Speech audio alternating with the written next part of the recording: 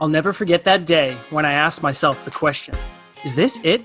Is this all there is to strive for in life? That day, I set out on a journey to find more. Now, I am sitting down with the most fulfilled to teach us the tools and tips they use to get there so we can do it faster. Think different, earn different, live fulfilled. This is Contrarian Cashflow.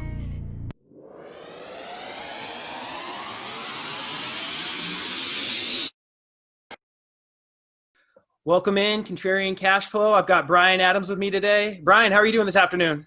Hey, I'm doing great. It's beautiful out and I'm excited to be here. So thanks for having me. Yeah, man. No, absolutely. Pleasure to have you on. So Brian, originally from New York, now in Nashville with his beautiful family, syndicator in the office space. So Brian, what are you up to right now? What are you working on? Yeah, obviously with COVID, it's been a bit of a different year, I think would be an understatement of the century probably, but we have been fairly active. We continue to see growth in these secondary markets, people leaving the Northeast and the West Coast to go to the interior Midwest or the Southeast Sunbelt. So we are under contract in our third acquisition for this year and actively looking for a fourth. So very busy. We have had a few tenants who have had exposure to COVID-related industries, have some issues, so we continue to work through that. But knock on wood, I think we're pretty well positioned to continue to be active moving forward and continue to be able to provide distributions for our investors. That's awesome. I mean, all things considered, I would say that's probably as good as you can expect with with the craziness that COVID has brought on. So one of the big things that I want to talk about is you used to be, in a previous life, you were an attorney, and now obviously you're a syndicator for multi-tenant office buildings. So what was that journey like, and why did you go from attorney, successful career now into multi-family or into office syndication? Yeah. So I was a district attorney. I was a prosecutor here in Nashville, and it was a great job. I love being able to try cases. I love being able to help the community. And, frankly, I was in a social network where it was different than the norm. I wasn't just, a finance guy. And so I really enjoyed it. But ultimately, I started hanging out with entrepreneurs. I started talking to my father-in-law, who is a first-generation wealth creator himself. And I always kind of wanted to know whether or not I could do it, frankly. And I attended a class at Owen here at Vanderbilt in the business school. And I'll never forget it, the professor, Michael Bertram, he's had multiple successful exits, healthcare person, really interesting guy himself, said, take a look at the Fortune 500. And if you take away everyone who, became wealthy through marriage or inheritance, you've got three basic buckets. You've got people who are doing the corporate gig, right? They worked at, Apple for forever, and they got a bunch of stock options, and they just kind of grinded it out, did the ladder, and made a lot of money. Or people who started a company, right? Venture capital entrepreneur, had an idea in a garage and kind of took it from 0 to 60. And then there was really the other bucket, which was real estate, commodities, natural resources, et cetera. And I thought that was probably the smartest thing I ever heard in my life. And I started having coffee with all those people, anyone who's willing to meet with me, to learn about their journey and how they felt about the world. And the corporate guys, they all worked really hard, very difficult, long journey. Probably not for me. Yep. On the entrepreneur venture side, it seemed like a really crowded space. There were a lot of really smart people with a lot of capital behind them, looking for the next, at the time, Facebook or something probably. So it seemed like a competitive landscape. And then I started hanging out with real estate guys, and half of these people didn't seem like they worked terribly hard, didn't seem like they were terribly intelligent, and they're all doing pretty well. And I thought, man, I can just hustle a little bit, leverage my network, try a little bit harder, and I think I can carve out a decent niche for myself here. And so that's kind of how I ended up in real estate, frankly. And here we are today. That's awesome. Well, one of the things that I just love from your side is that you're always so intentional, right? So instead of just saying, real estate, right? I mean, you really took the time to peel back the onion. So I mean, where did you get that, that mindset and that mentality to really look at things 360 instead of just, hey, real estate sounds great, I'm going to jump in head first? Yeah. So I think part of this whole journey and the story is, and I think I want to be very open about it, is I enjoy immense privilege from being a well-educated white person, male in America. In addition to that, I married into a very affluent family. So I was able to get access to almost anybody in Nashville that I wanted to. And I took full advantage of it. And I would sit down and have coffee and I would just tell people, what's your story? How did you go from A to Z? What were the biggest mistakes you made? What were the right calls you made? And like, kind of like this interview, frankly, when you ask people to tell you about themselves, they're going to talk. I mean, people like to talk about themselves. It's a natural thing. And so you start seeing themes, though, across these multiple conversations, when people took risk, how they took risk, and where, they went against the grain in a lot of ways. And some of the themes that I saw, and I posted about this before on LinkedIn, conventional wisdom is, diversification, multiple asset classes, inflation hedges, all these things that we worry about. But that's for people who want to stay rich. You talk to people about how they actually got rich, massive concentration with high leverage and a really big risk appetite. And I don't care what the asset class is or the story, but those are three things that you see. And that's kind of why I started the company. I wanted to create a scalable, repeatable business where I could do all three of those things, but I'm not really a risk taker per se. So more of a prudent fashion, if that makes sense. Yeah, no, absolutely. And that's a really interesting dynamic that you're talking about there around being wealthy and trying to attain wealth. And I think that's what a lot of people struggle with sometimes when they're going through this journey, is understanding that their risk profile and the type of investments that they make needs to change over time. Just early in career, you're going to have to if you want to get to the level you want to attain, you need to take on more risk. But then as you build that portfolio and it gets larger and larger, then you need to start hedging a little bit more against those risk factors. But I think that's in real estate, and I think that's a really interesting dynamic in multifamily versus a lot of other spaces, is people are talking about growing wealth, but the return profiles that they're talking about are barely beating inflation if you look at it, on a macro long-term scale. And so I think, to your point about how these people attained wealth and got successful, they were taking massive risk and they were using high leverage. They were doing the things that, in turn, if the downside could potentially be a negative impact on their life. And I think that when people are pursuing these passions, they really need to understand that there are two sides to the coin. You have to have the appetite and the ability to take on that risk and be successful and not be miserable or not be around for your family and whatever. So no, I love that point. So, I mean, I don't know if it can really get much more contrarian than office, right? Within real estate. I mean, so what was the journey to office? So you picked real estate, but now you're in office. So what was the journey like to get actually to the office asset class? Yeah, I mean, you look across all the food groups and you try to get as much free advice as you can. And even back when I started the company, retail was a dying industry. You could see the writing on the wall and read the tea leaves there. Multifamily, which sounds kind of crazy for people who are just getting in the game today, but I'm telling you, even 10, 12 years ago, it was a crowded trade. I mean, massive private equity with institutional investors backing them, bringing down cap rates, going out on the risk spectrum. That was all happening, and I know it's been a great ride for people over the last 20 years, but I don't like competing in businesses where people who are super smart and well capitalized are on the other sideline.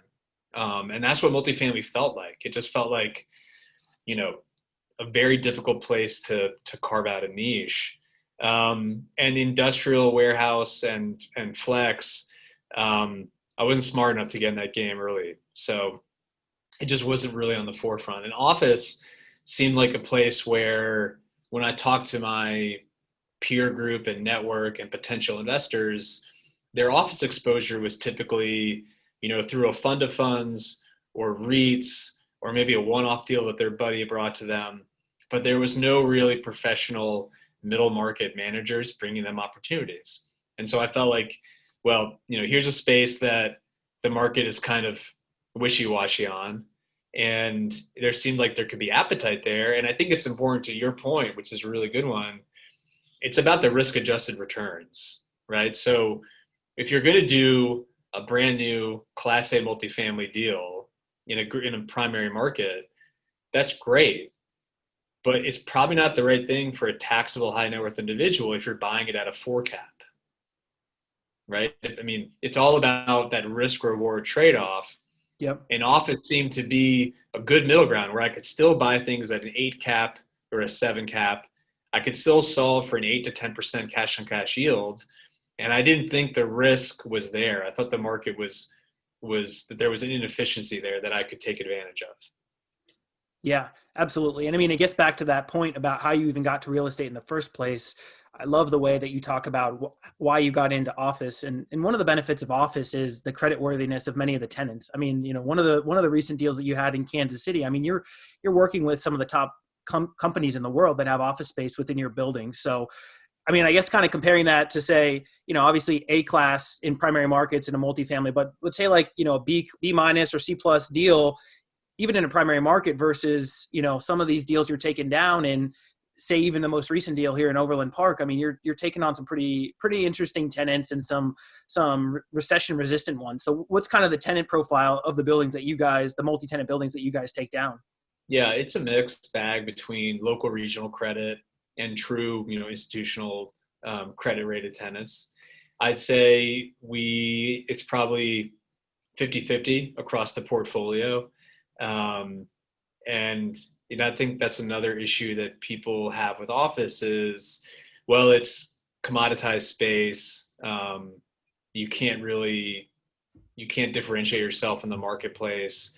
And I think that's just a simplification, because what we saw in the downturn during '08 was that, and COVID is a good example of this. In '08, we saw financial institutions which were considered bulletproof really struggle, whereas your local CPA firm, which is, maybe has 1 or 2 offices in the marketplace, was completely fine and very resilient. And I think we've seen that again with COVID, where last year, if you had Delta as your tenant, credit rated, their debt traded at par, unbelievable. You're going to pay up for that user. Now their bond status is junk, right? So I think there's a real misappreciation for the local regional credit rated tenants that you have to constantly kind of fight back with and say, well, if things go bad, who are the people you're still going to pay? And typically it's going to be your service professionals and your financial professionals who are in your network, who are in your community. They may not be the sexiest tenant, but they pay. Yeah, no, absolutely. I think those are some great points. I think even kind of now within that's one of the things I've struggled with is through COVID. I have friends that are doctors, dentists, in these professions that you feel are to your point, bulletproof. And, my friend, his wife is a general physician or general practitioner down in Sanford, so not too far from here. And she's been furloughed, many times, and, through no fault of her own. So it's interesting just that, no matter, I guess bulletproof maybe is an unfair term to kind of deem anything nowadays, just because there's always going to be risk in everything that you take on, regardless of any investment, multifamily, office, equities, whatever the case is. It just has to align with what that risk profile you're willing to take. But, having money sit in a savings account is, in my opinion, even more risky than not doing anything to invest the money. So another point I wanted to talk about, I know you talked about the privilege that married into an affluent family. So everybody wants to be, become wealthy and maintain a certain lifestyle and generational wealth. And it sounds so sexy and great and everybody should want it. But that's one of the reasons I wanted to have you on, was kind of look at the other side of it, because there are also some struggles as well. Again, you guys aren't struggling to put food on the table, or, your living expenses are covered, but there's also some responsibility and some risk factors in maintaining that level of wealth. So would you mind kind of speaking to the listeners a little bit about, what it takes and what additional steps you need to take to ensure that your family is maintaining that wealth and hopefully growing it as well? Yeah. I think there's a misconception out there amongst the sponsor community about pitching family offices or what family offices are or aren't. There's an adage in the space that once you meet one family office, you've met one family office, and they're just like your family. They are crazy. They have personalities. They have problems. They have strengths and weaknesses. They just have a lot more zeros behind their number. But it doesn't mean that they're not real people who have real problems. And I think it can be very hard, especially in today's environment, to be empathetic towards people who have wealth that also have problems. And I think the best way that you could build a relationship with one of these groups is by just being friendly with them and being a resource with them. And you have to understand that, to your point, if you have that mindset of being a multi-generational family office, it's very difficult to maintain your quality of life. I don't care what your denominator number is. Once you factor in inflation, your cost of living, overhead, whatever that operating expense is to maintain that quality of life, because it's going to cost money. And then the multiplication and the exponential growth of your family, if you have 3 kids and they have 3 kids, it's a very heavy burden to come up with structures, estate planning, and investment planning that can maintain that over 50, 75 years. And so I'm not saying that these people should be given medals, but it's essentially running a small business. And how many people do you know that have run a privately held small business for more than 2 or 3 generations? It's very hard. So I think if you can begin that conversation by being empathetic and helpful and a resource, you can build up that karma over time. But if you just go in there and hard pitch them, I just don't think you're going to get a great response. Yeah, no, absolutely. So one of the points that you've made before that really stuck with me is around building your personal board of directors and kind of that architecture. So, for somebody that is totally out of the family office space, or for those that, aspire to grow that wealth, what's kind of some of the best practices you've seen for family offices, or for even maybe families that have kind of attained that level of wealth, that have kind of built that infrastructure and that mindset? Because I guess that's what I'm trying to get at through all of this, is at the end of the day, it comes down to mindset. And if you're not teaching your future generations how to handle that money appropriately, they're going to squander it because they haven't been taught how to appropriate those funds properly and the risks they should take at their level of tolerance. So from your experience, what are the factors that have led to people being successful, the architecture they've built around them to attain that 3rd, 4th, 5th generation of wealth? Yeah, so I'm going to leverage my liberal arts education here and refer to Beowulf, which, great story. You should go back and refresh it if it's been a while. But the big takeaway there is, and I think this is hugely applicable across the board, the biggest threat to your clan or your family or your business, it's typically not external issues. It's typically not making bad investments. It is internal. It is the issues that are eating away at your family. It is the qualitative dynamics of how you manage these relationships across multiple generations that will blow you up every time. And so I think nowadays it's even more important because of, frankly, some of the chaos we're living through, and I think some of the impacts of social media, that you need to be even more communicative and even be a better listener than you were prior, in order to maintain that continuity across multiple generations. Because if it's just about the money and if it's just about the returns, I think it's very difficult to be successful for more than 2 generations in a family.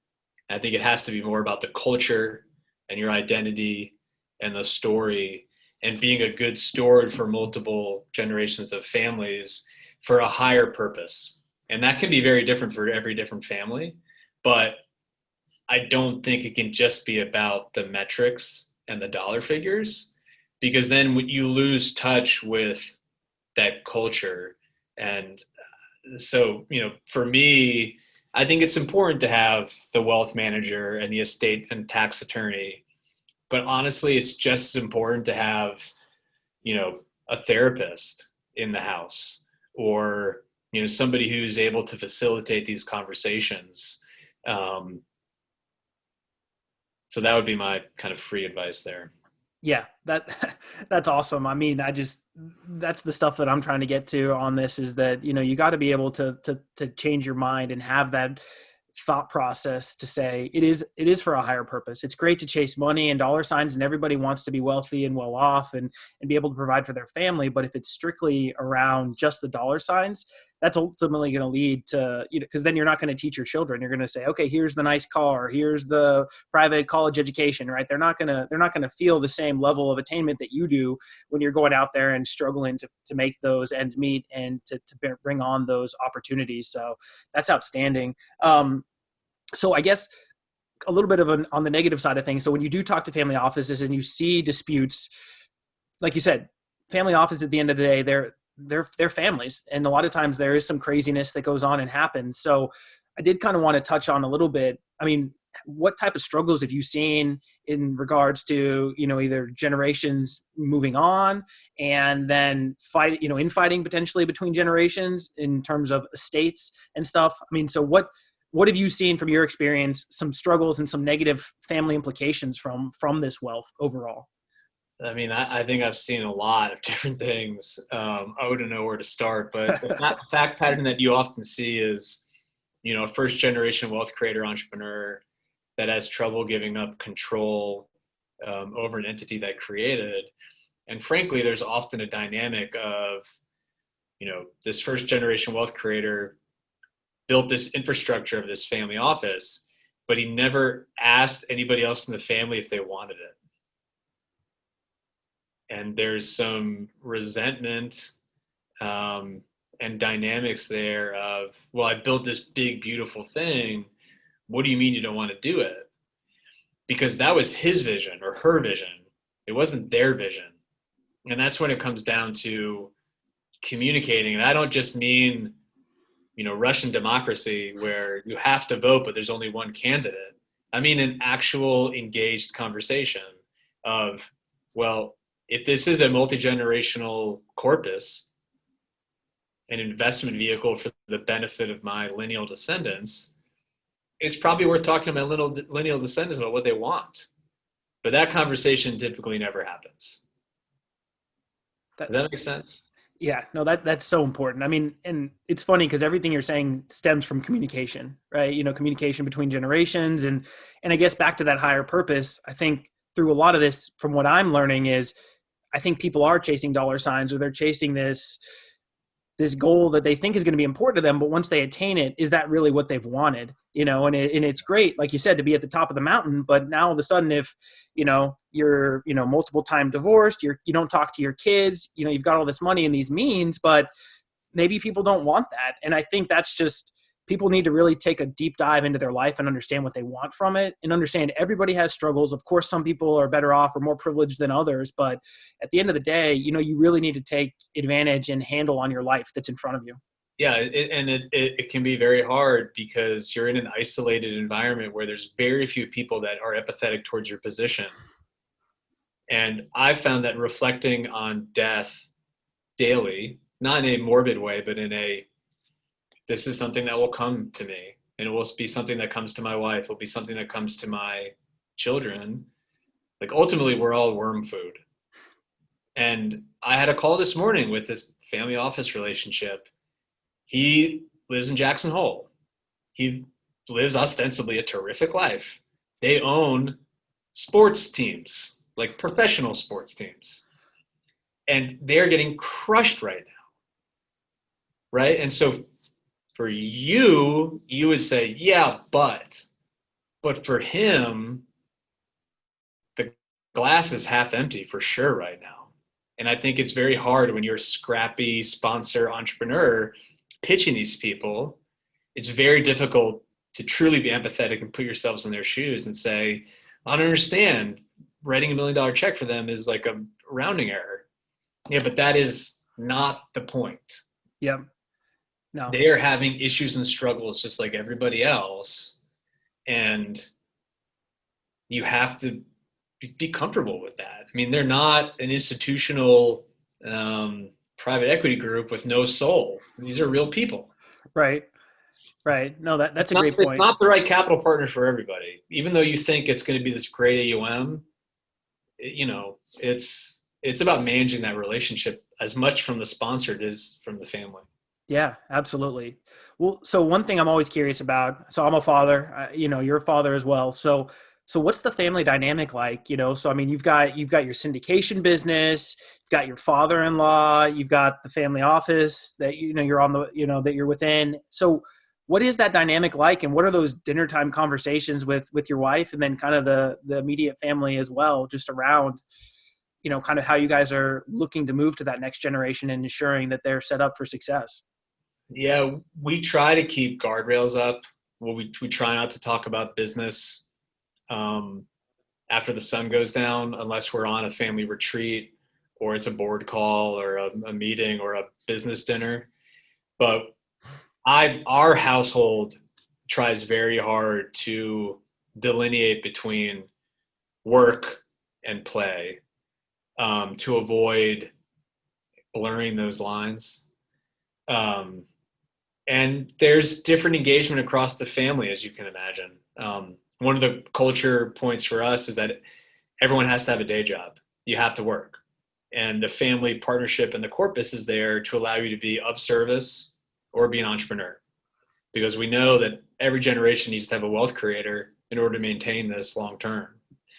Or it's just a cushion that allows you to be a nurse or a teacher, or for a while I was a district attorney getting paid very little, and I still managed to have a very nice quality of life.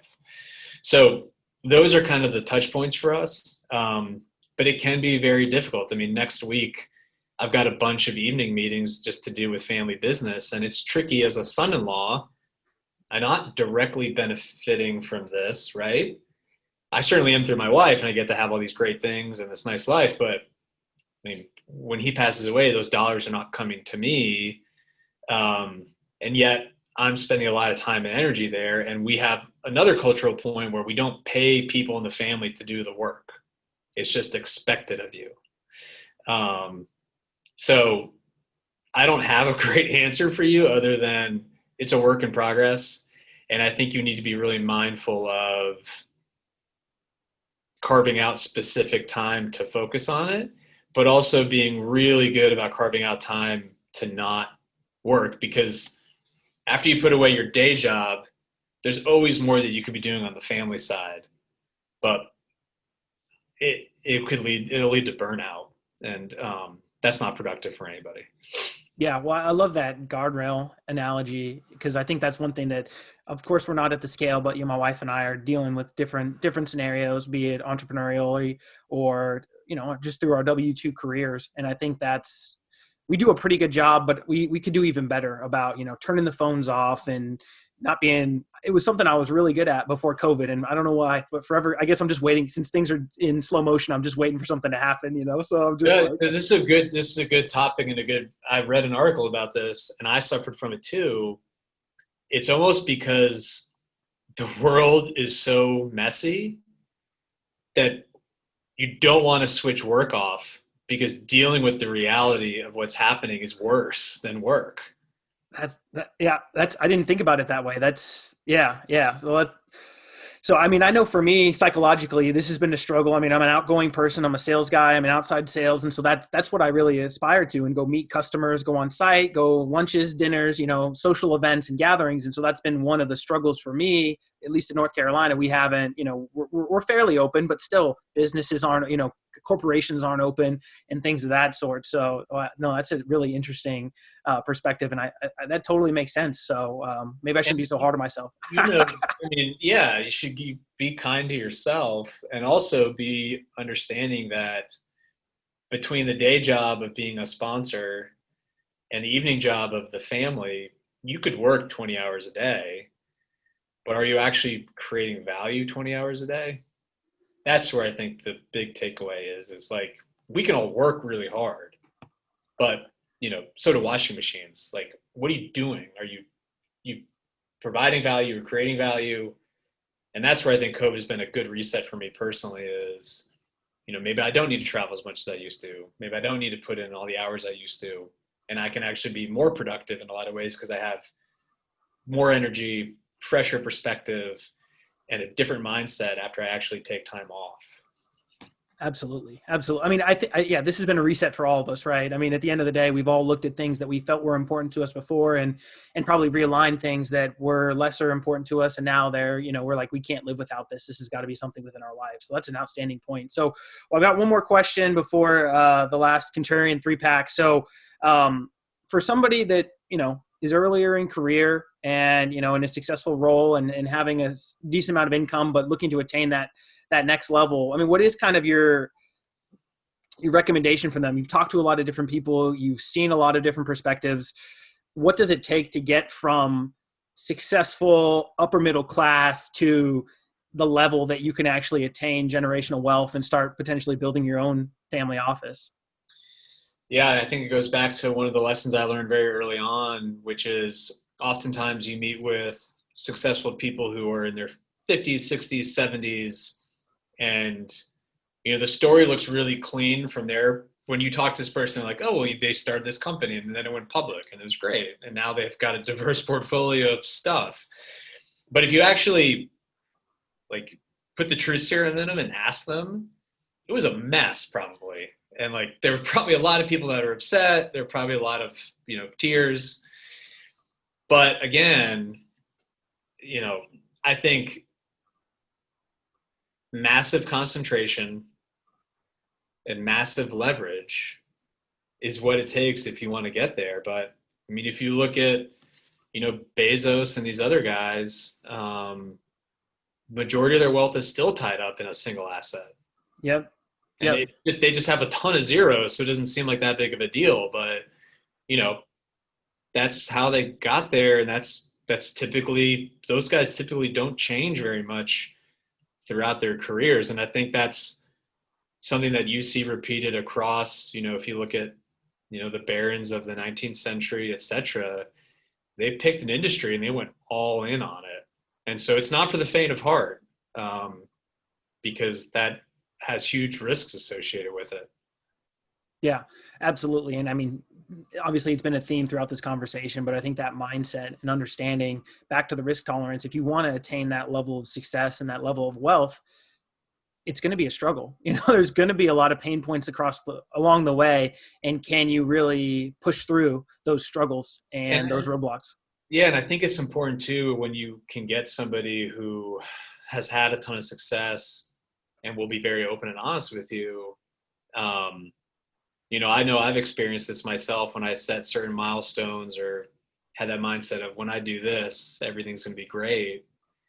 Oftentimes when you hit those milestones, it frankly more depressing than not, because you realize I don't feel any different.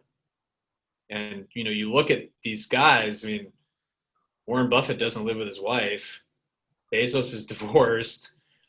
Bill Gates used to work a ton. He used to memorize his employees' license plates and see who was there at 2 or 3 in the morning. He would do drive-bys and he would track it all. Now, there's nothing wrong with that per se, but you have to make that decision that that's how you want to live. Yeah. It's not for everybody. Yeah, absolutely. And I think that's kind of that was the whole point about going kind of down that generational wealth path, was that you got to give up something, right?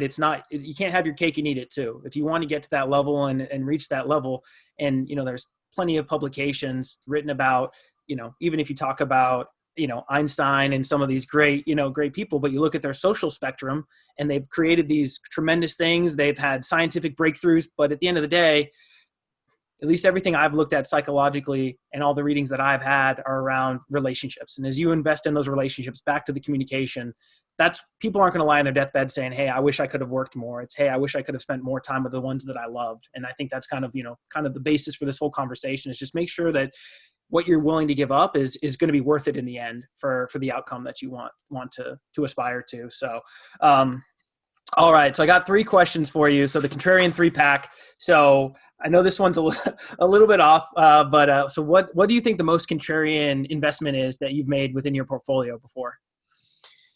God, we've lost a lot of money in a lot of things. Yeah, I mean,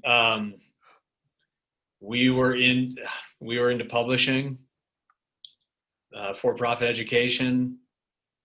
We actually just went in on energy right now, which I know is a little bit controversial, but yeah, I mean, my father-in-law is a risk taker, so he's not afraid to make a move like that. So, you know, I personally, I'm still on that journey towards hopefully, accumulating and creating wealth. So I pretty much have cash, bonds, and real estate, to be honest with you. I'm Yep. totally on the market right now.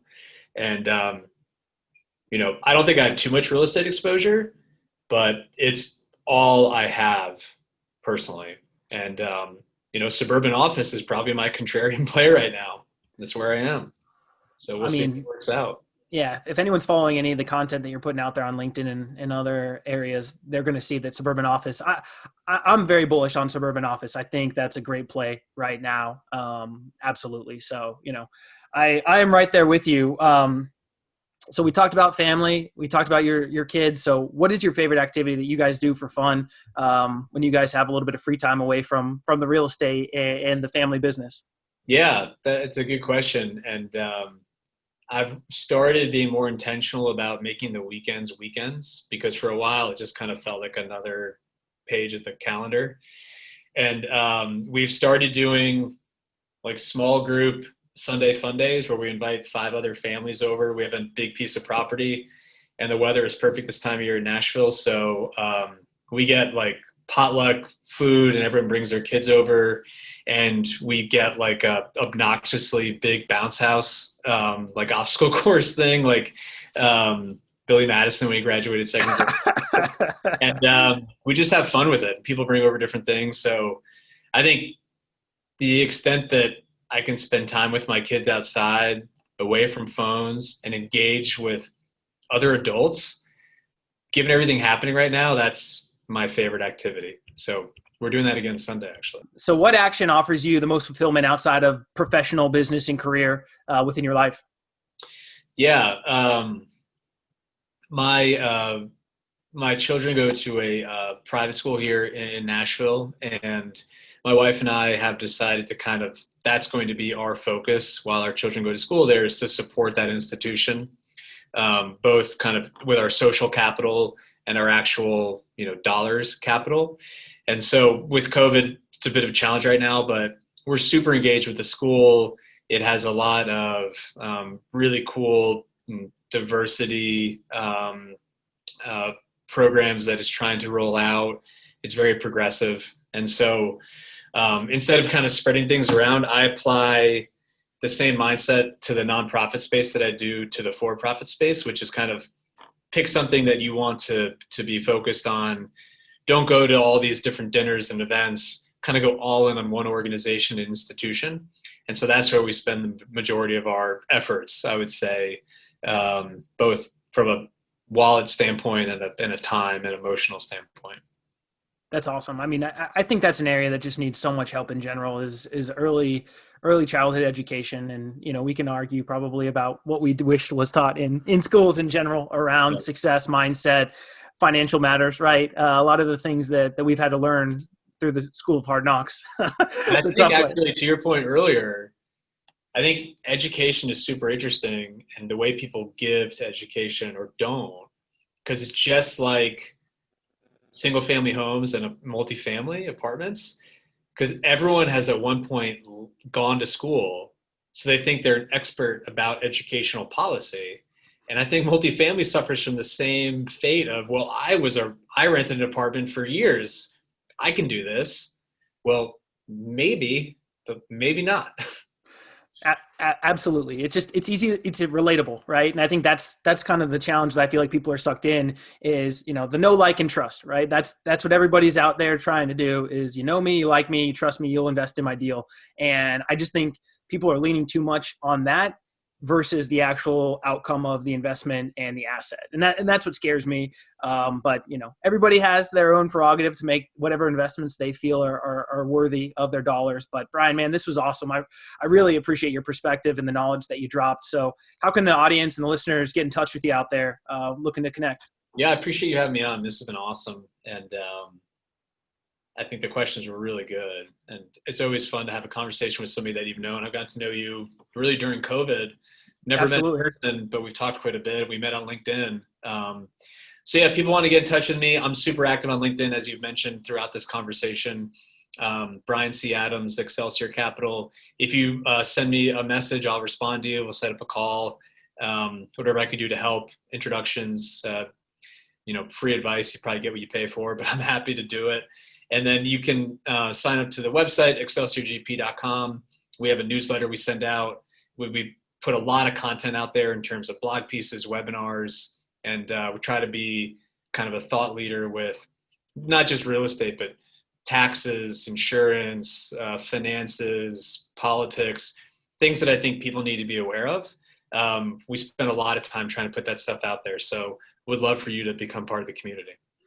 Yeah, and I can speak to that firsthand. I know we didn't plug Excelsior as much within this conversation, but one of the biggest things is you guys do run a top-notch shop, right? I mean, you guys work with best-in-class management, best-in-class locations, and so I think that's one of the things that people fall by the wayside when they're looking at some of these different asset classes is, Houston or Dallas or Salt Lake City or whatever the case is. I guess you just need to know. One of your points that I've heard you say many times, it's the sub-market within that market. Great. Salt Lake City could be a great market, but unless you know the fundamentals of that sub-market, but yeah, Excelsior is top notch, and I highly recommend everybody signing up for your guys' newsletter because you guys send out some tremendous content. So yeah, it's like that stat. The most common place that people get into a car wreck is 3 miles from their home. Yeah, I think you should invest in real estate the same way. Think about how you spend the majority of your time. It's probably in the same 15, 20-minute loop around your house. That's what matters to me, not kind of what's going on. I mean, big picture, I think obviously is important, but how you live your life is how you should look at real estate. Absolutely. Absolutely. Well, Brian, thank you again so much. Really appreciate the conversation. Best of luck to you, and looking forward to hearing the lock up that deal in Kansas City. Yeah. Awesome. Thanks for having me. All right, man. Thank you for listening to Contrarian Cashflow. I would greatly appreciate it if you left an honest review, hit subscribe so you never miss an episode, and share with someone you feel would find value. Until next time, think different, earn different, live fulfilled.